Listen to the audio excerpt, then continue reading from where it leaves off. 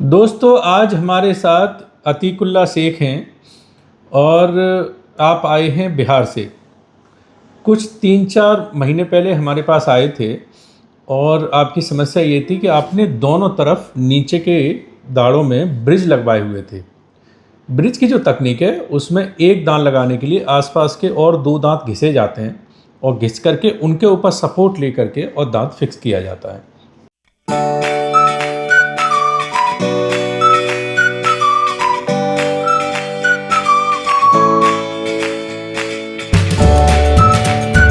पुराने समय में यही तकनीक चलती थी, लेकिन जैसे ही डेंटल इम्प्लांट चलन में आया तो उसके बाद लोगों ने ब्रिज कराना कम कर दिया। तो ब्रिज जो है ना, जिनको जानकारी नहीं होती वो आज भी करा लेते हैं और काफ़ी डेंटिस्ट जो है ना आज भी ब्रिज करते हैं।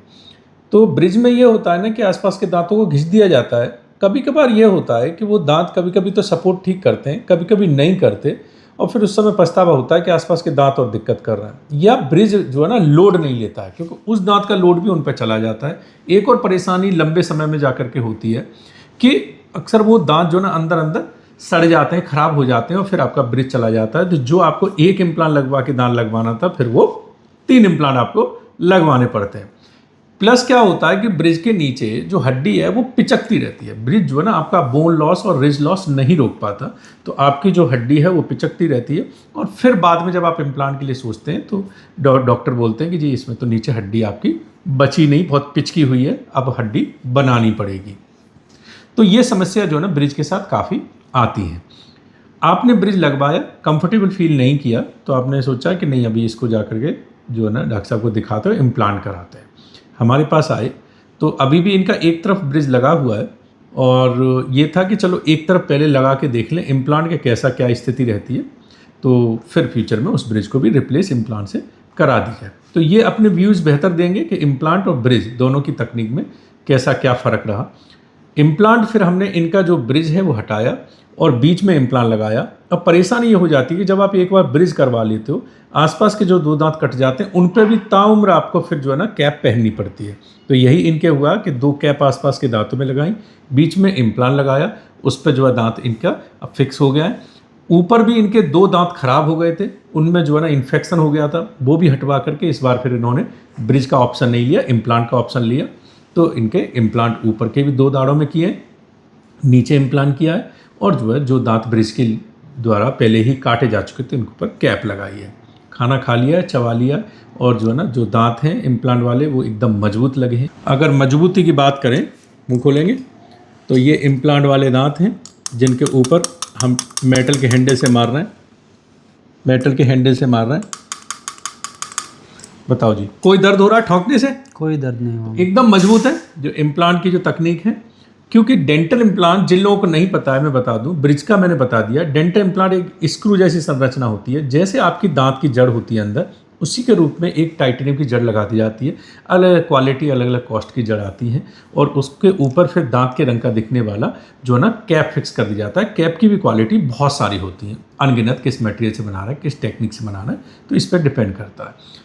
तो ये इम्प्लांट की तकनीक है। अगर हम खर्चे की बात करें, अतीकुल्ला जी से बात करेंगे बाद में, पहले सबसे पहले कुछ चीज़ें जो मैं कवर कर दूं जो हर वीडियो में लोग जानना चाहते हैं।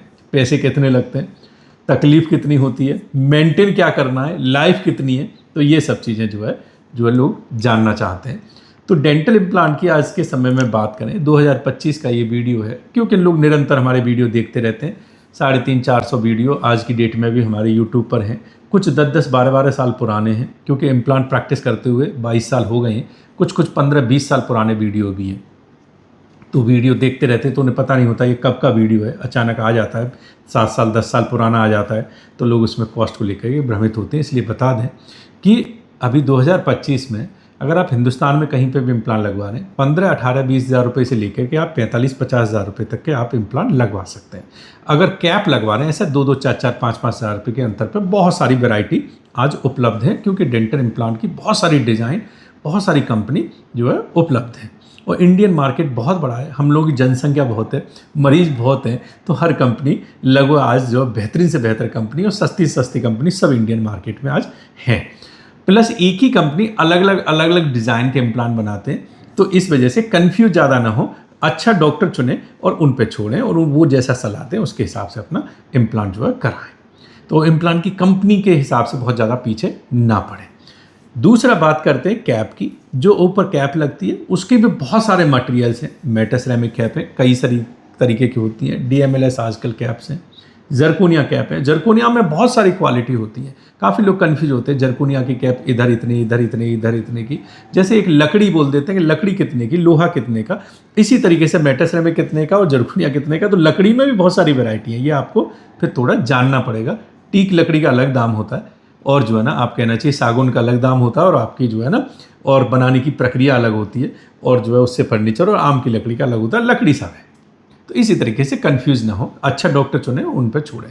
तो अगर हम कैप की बात करें तो कैप आज के समय में 7-10 हज़ार रुपये से लेकर के, अगर बहुत छोटे स्तर के क्लिनिक की बात छोड़ दें, 7-10 हज़ार रुपये से लेकर के आप 20-25 हज़ार रुपये तक की कैप जो है ना आप दांतों पे या इम्प्लांट पे लगवा सकते हैं। अलग अलग टेक्निक है, स्क्रू रिटेन कैप लगा रहे हैं, सीमेंट रिटेन कैप लगा रहे हैं, ये हम इम्प्लांट की बात कर रहे हैं।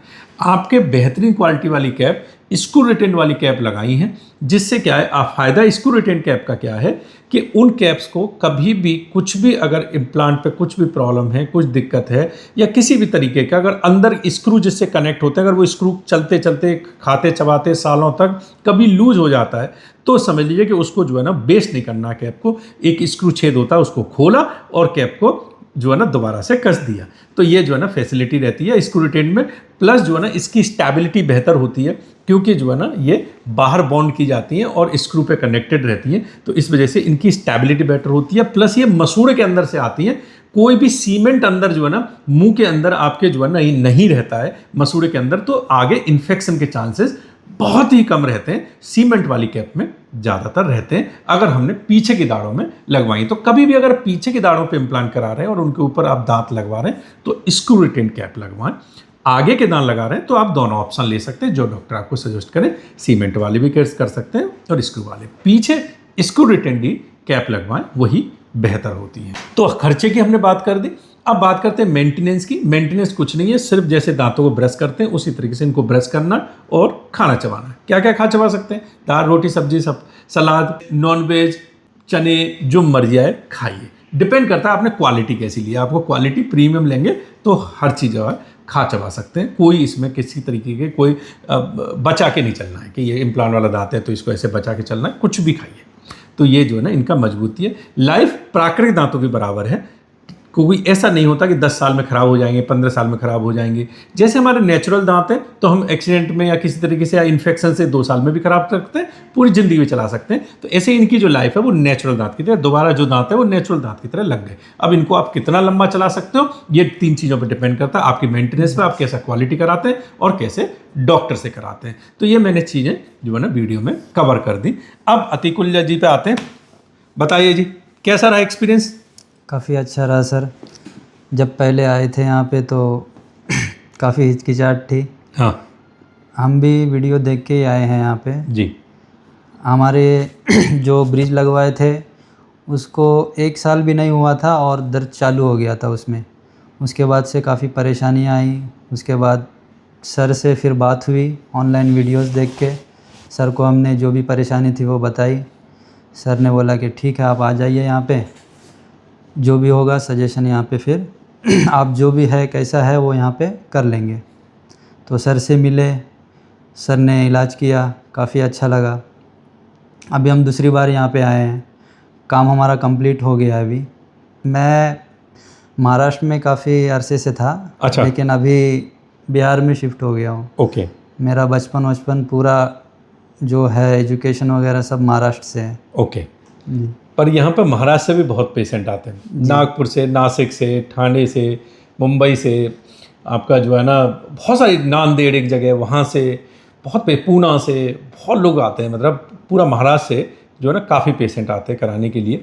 और ये है कि इनका जो ब्रिज था उस ब्रिज से एक और जो है ना नुकसान ये हुआ कि आसपास के जो दांत थे, हालांकि वो दांत हमने सेव कर लिए, ठीक कर लिए, उनमें हमें रूट कैनाल ट्रीटमेंट करना पड़ा।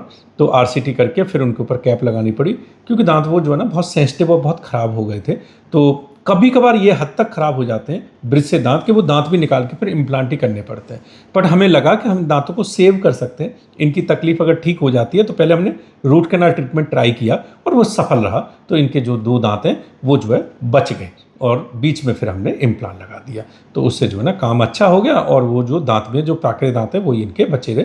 हालांकि ये उनके ऊपर कैप लग गई है, वो मजबूत है, उससे कुछ भी ये खा चबा सकते हैं। तो रेगुलर जी बाकी सब ठीक रहा, एक्सपीरियंस इधर का जी जी सर, बहुत अच्छे से रहा। अच्छा रहा? जी सर। चलो, कोई किसी तरह की शिकायत तो नहीं है? नहीं, शिकायत नहीं है सर। चलो ठीक है, खूब खाओ चबाओ, एकदम मजबूत है ये, ठीक है, और जो मर्जी आए अपना खाओ, कोई ठीक है प्रॉब्लम सर। नहीं है, ठीक है। वेज नॉन वेज सब जो खाना है सब आज से ही जो है ना अपना खाना शुरू कर सकते हो, ठीक ठीक है। है, चलो शुक्रिया आपका सर। बहुत बहुत धन्यवाद। आपका भी सर, बहुत बहुत शुक्रिया। चलिए।